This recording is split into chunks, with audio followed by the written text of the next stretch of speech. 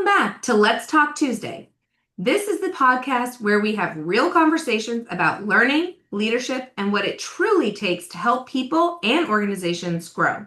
Each week, we bring together different perspectives, experiences, and voices to explore what learning development really means, why it matters, and how we can do it better. Today, we have a very special guest, Amy Carey from Bristol, the UK, who has over a decade of experience as an expert in learning development and HR. Welcome, Amy. Thank you so much for having me. I'm excited to be here. I'm so excited to talk to you about a lot of things, especially in L&D, learning and development, as we Yeah. both love. Tell us a bit about your background and what your current focus is today. Yeah, absolutely. So interestingly, and I feel like with a lot of learning and development professionals, I actually fell into the industry. I didn't set out to be in learning and development. I actually wanted to be a lawyer or a solicitor in the UK. I did I went to university, I got my law degree, I completed that and decided I wanted a bit of a break between education and completing all of like the extra courses that you have to do here to become a solicitor. So I became a trainee paralegal at a solicitor's firm, and I very quickly realized that I way preferred learning about the law than I did actually practicing the law. And very quickly realized that that wasn't quite the career for me. So I was in a bit of a what do I do now? And I actually attended a training session at that law firm, and it kind of changed everything for me. I remember so vividly leaving, and I said to a couple of colleagues, we were very young, all in the same boat of figuring out what we wanted to do. And I remember so vividly saying to them, like, I think I want to go into learning and development. I think that's kind of where I would like to go. And the trainer, and I had the privilege of working with her, and I told her multiple times, the way she captivated a room full of people for something that was, if I say so, relatively boring, was just so inspiring. And kind of the different people that she then got to interact with day to day really resonated with me. So I worked very hard. And when the opportunity arose within their team, I applied, got it. And I requalified into HR and learning and development. And I've been doing it ever since. Um, since then, I've worked across multiple industries in both the UK and in Germany, where I lived for 2 years.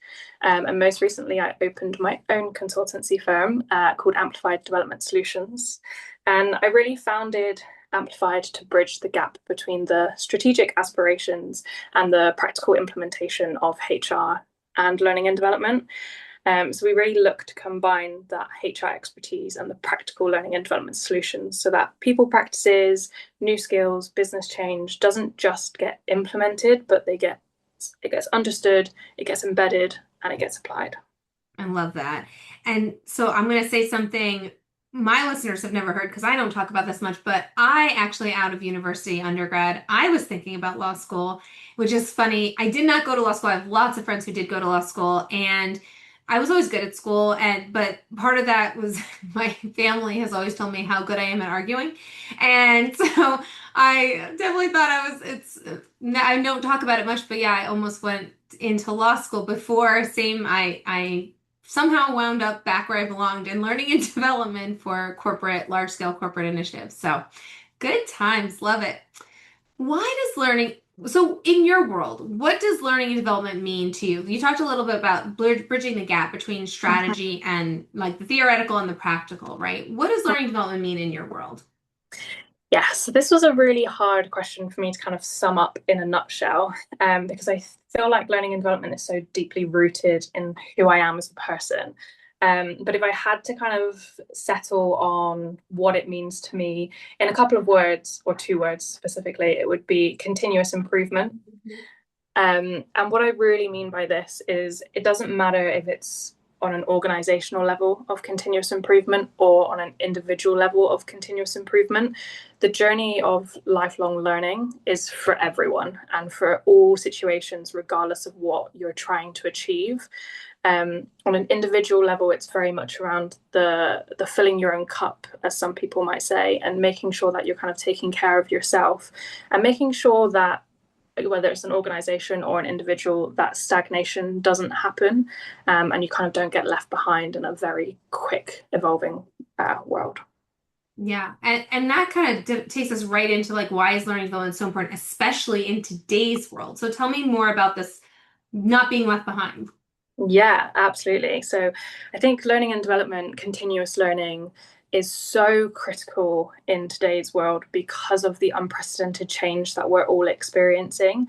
The organization that we all know today isn't the same as the organization was a year ago, and it won't be the same in a year, 3 years, five, or even 10 years.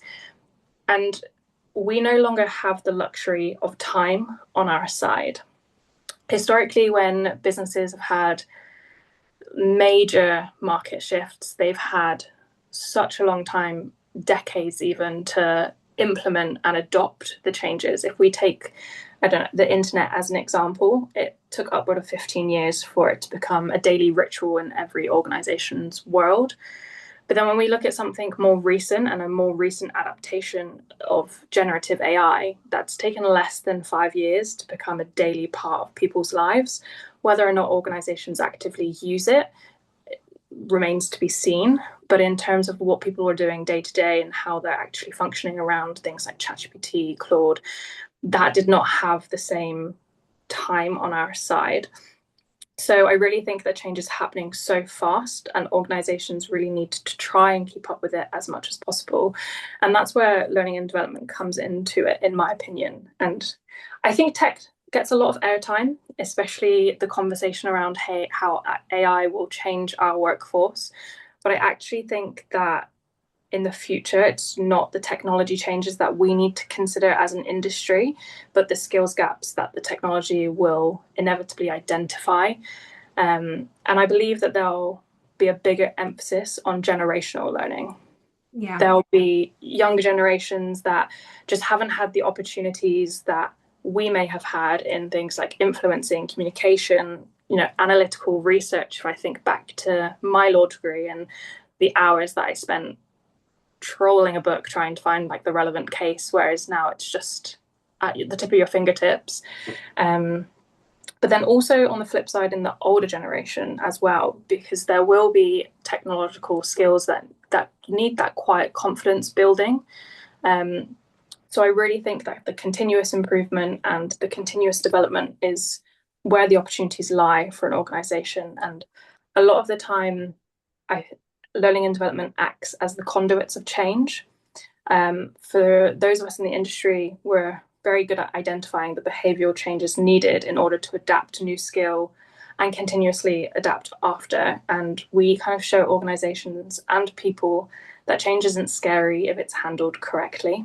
And I think that's super powerful in our current world, and will become more important as we go forward.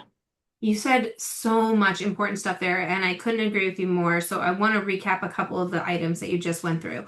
First of all, not just the speed that everything is running at, that and you talked about the speed, but also, you talked about some big impacts of when internet first came out, how long it took for learners and people and humans to adopt it, right? And the kind of the grace that was given in that period. Now it's not only are things happening faster and faster, but even within the same quote unquote context of the same change, like AI and generative AI, even 3 months ago, even last month, it's the same tool, but it's a totally different world. So whereas people used to say, I can't do this or I don't know how to do that, it kind of is like truly growth mindset on steroids here of like last week I couldn't do that and this week and I loved your perception of people do talk a lot about the AI and the technology and the tools behind it. But this is something that I talk about a lot too, is that the more I feel like I've been lately subbing in the word AI for what I used to say 10 years ago about technology. People be like, technology is going to replace people. Mm-hmm. And the more technological advances that we had 10 years ago, the more humans needed people involved. Now with AI, I feel like even more so, it's more important, more than ever, to have that human touch, to have that human connection, to have that, what I love from you, your lens of your focus. Yes, the AI is important. Yes, the tools are important, but your focus is on the people. What are the people doing? What are the people's behaviors are doing? What is the adoption looking like? What do they need through this change?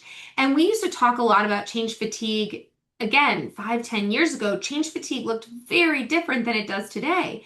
And in today's world where I mean, rapid change doesn't even do it justice anymore because even myself, like I literally recently, I feel like it was 2 months ago, I had prompted like a type of chat GPT type to say like, hey, build me an image off of this. And I was like, this is garbage. I can't use this.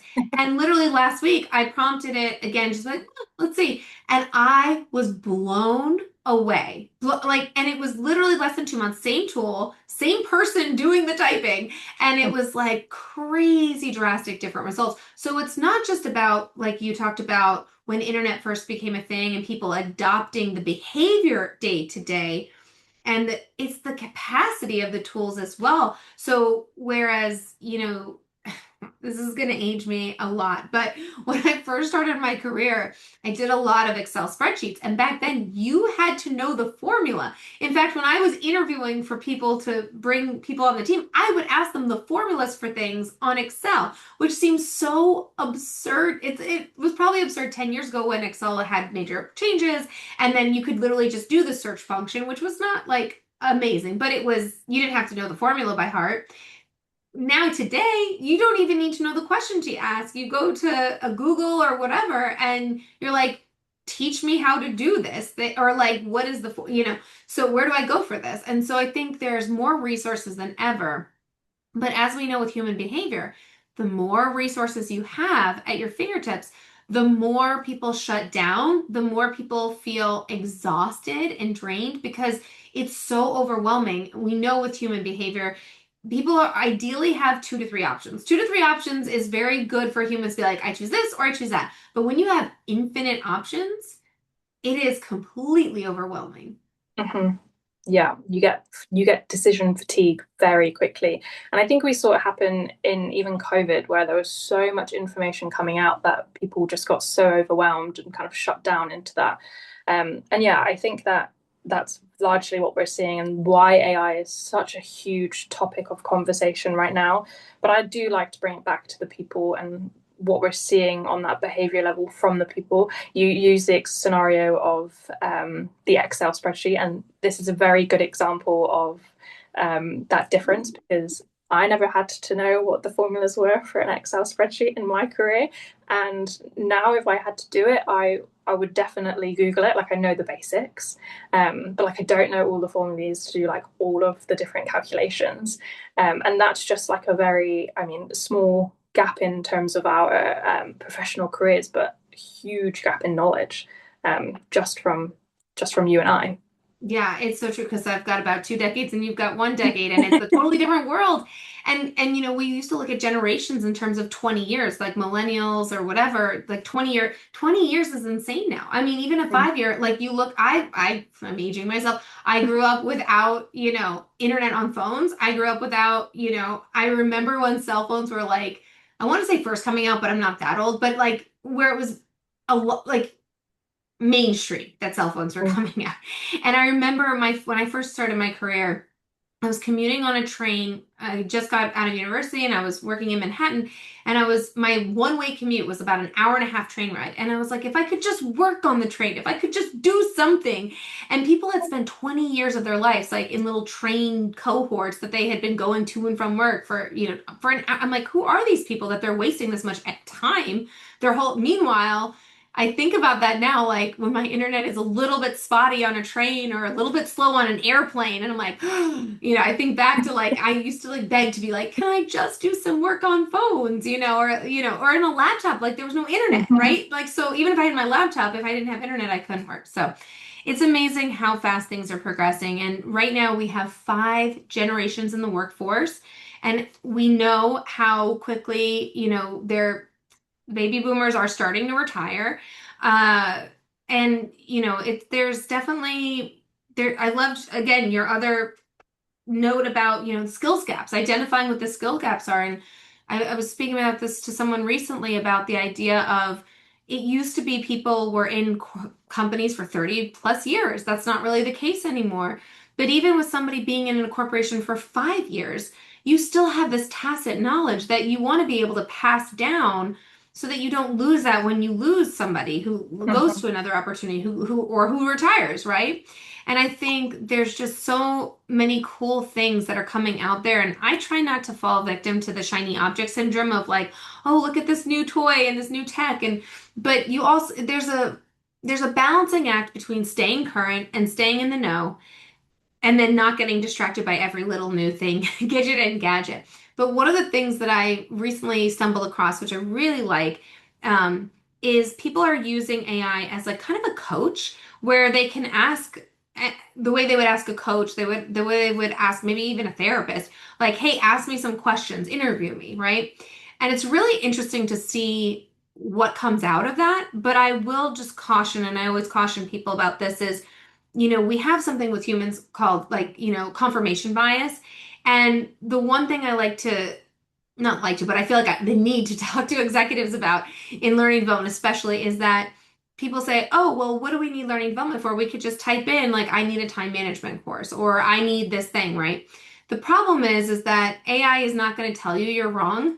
It's going to find reasons why you possibly could be correct. And so I will just say that, I don't think AI should replace your therapist. I don't think that AI should replace your coach.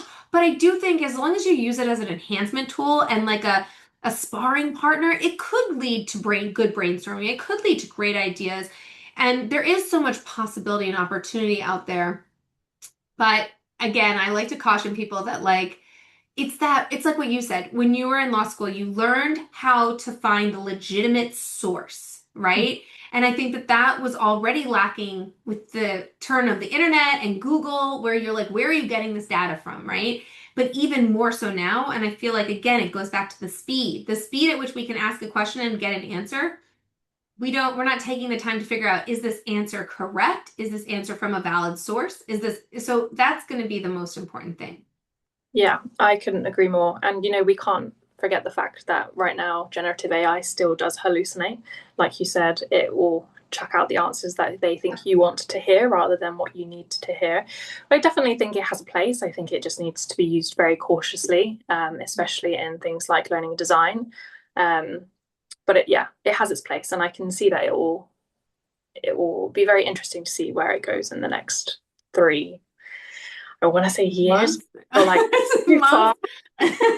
3 months, I feel like months is more maybe. accurate. Yeah. What do Yeah, you wish companies knew or did differently as it relates to learning and development? yeah, and this point actually kind of relates back to your point around the AI and it not really understanding the need for it.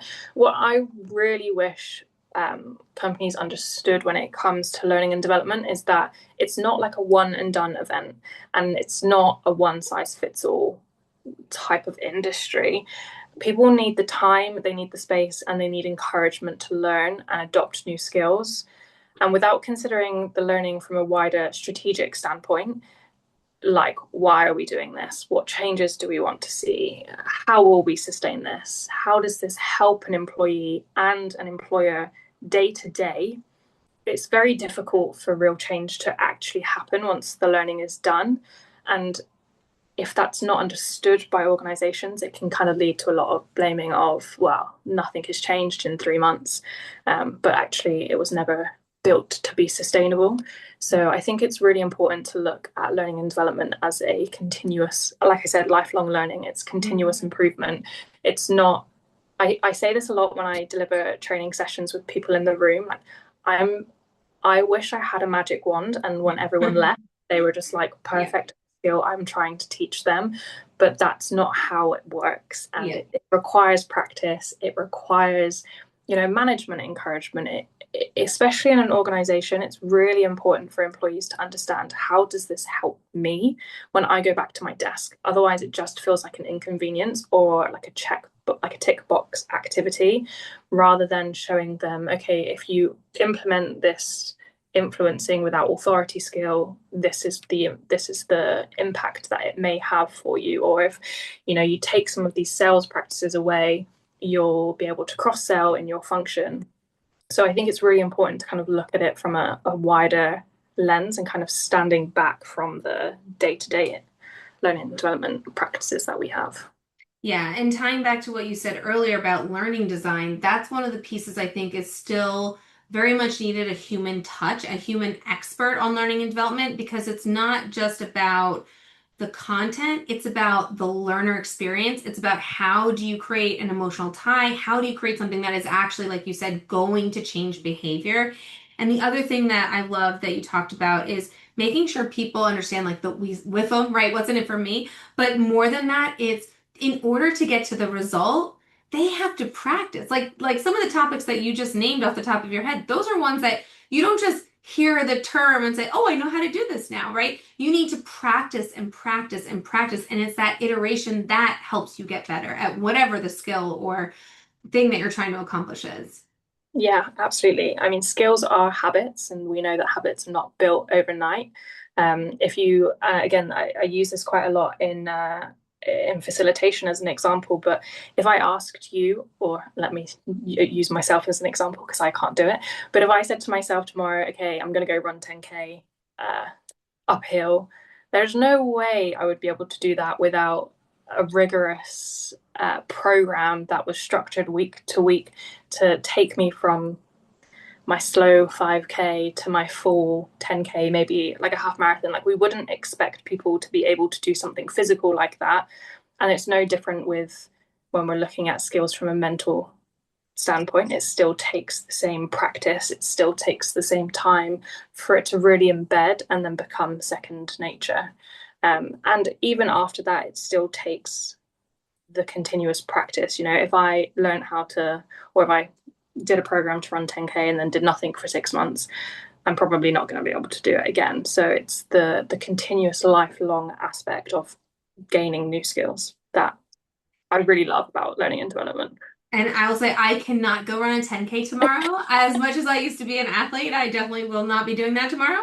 But I will say, very fun fact, very random, is I randomly, we have something called the Five Borough Bike Tour in Manhattan. I don't remember how, it's a lot. It's a lot of miles. And I subbed in the day before for somebody that had to back out and on someone else who had been training for a long time. And I was like, but again, I was younger then. And I was like, sure, let's go do this thing. And I somehow survived it. I would not recommend that. And I would not do it again. I couldn't walk for a long time. I finished finished the vibro bike tour, but I could not walk for a long time after that. But I will say, yes, obviously, I love that analogy. That's such a great way to look at it, is that we talk about this with mental health too, right? It's like we teach small children that when they get a scraped knee or a cut, you put Neosporin, you put a Band-Aid on it, you take care of your physical wound. But when people get hurt feelings or hurt emotions, we don't, hopefully we're doing better now in this generation and or younger generations on addressing the emotional component underneath. But I think that that's such a great analogy because people say, "Oh, you're bleeding. Of course you need a Band-Aid." But when people are hurting, it's less visible, and so it's harder to realize. And it's the same thing with learning and development in your analogy. And I love this of like, if it's going to take you 6 weeks to train for a marathon, maybe longer, it's probably going to take you 6 weeks to adopt a new way of thinking or a new way of, and we all know that you also like extinction bias. We also have to be careful about, we can, like you said, we can be doing training for a marathon for 6 months. We do the marathon, we don't do anything for 6 months. We're not able to go do it again. We have to start over, we not start over, but you have to start again. So I love that. That's a great correlation. Well, this has been a lot of fun. I always love to leave the audience with one actionable tip or takeaway that they can apply, take today and make tomorrow better in the lens of continuous improvement. What have you Yeah. got? So I think that this is a simple one, but it is one that is easier said than done. And it's just to listen more and specifically listen empathically. I see so often people listening with the intention to respond.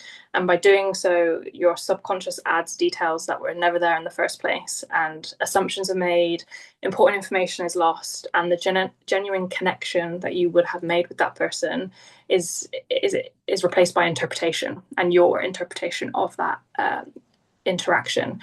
So when you listen with the sole intent to understand, it will make you more influential. it will open your eyes to possibilities and opportunities, and you'll earn more trust with that person than you ever would have done by listening with the intent to reply. It's so true. I love that. And there's a model that we teach in leadership training called LSA. So it's listen, summarize, ask. So it's I'm listening to you, I'm trying to be open to what you're saying and the context of what you're saying and the way you're saying and your body language and all the things, right? It's a lot of work to truly actively listen. When you take those communication classes, you learn that. And then you summarize. This is what I hear you saying. Is this correct? And so that the person has the opportunity to come back and say, yes, I meant this, or no, no, I meant this, right? It's trying to bridge that gap of understanding and then ask additional questions. Like stay curious longer, we talk about in the coaching world of, why did you say it that way? Or did you mean to say this? Or what can we learn from this? So I love that. I think it's so important. I know I can definitely be doing it better. The whole you have two ears and one mouth thing, double listening is required, but I will say that it's probably I love that tip. It's so important. It's an important reminder for all of us, even the ones who live and breathe it, to Yeah. practice it daily. Yeah, absolutely. And if it's something that if it is new to you for the first time and like listening to this, it's kind of like a mind blowing scenario. I would always recommend just practicing it on someone you're comfortable with. Try it with your friends or your partner or your parents or anyone in your world where you can get it slightly wrong, and there's not gonna be a massive a serious outcome as a result. So it is hard. As you said, we practice it every single day, and I still sometimes catch myself because I want to help people. I come up with And add value. solutions. Yeah. Speaking, Guilty. yeah, and then I'm like, no, Amy, you need to sit back and actually listen to what they're saying, so you don't miss the vital piece of information. So it's hard, but and that's why I said it's easier said than done, because it does sound so simple, but day to day, maybe not. It's so true. And for me, you say practice on family. I'm like, practice on strangers. You'll never see them Yeah, again. It's fine. It's true. fine if you get it wrong. Anyways, well, thank you so much. This was so fun. I really appreciate you being here with us today. You're so welcome. Thank you so much for having me. I've enjoyed the conversation. And with that, we'll begin to wrap up. So I hope this discussion gave our audience a few new perspectives, sparked some ideas, and left you with at least one takeaway you can put into action immediately. If you've enjoyed this episode, be sure to subscribe and join us every Tuesday as we continue exploring learning, leadership, and what it takes to help people and organizations grow. And if today's conversation resonated with you, or if you'd like to join me for a future episode, I'd love to hear from you. Until next time, keep learning, keep growing, and let's talk again on Tuesday. Thanks, everyone.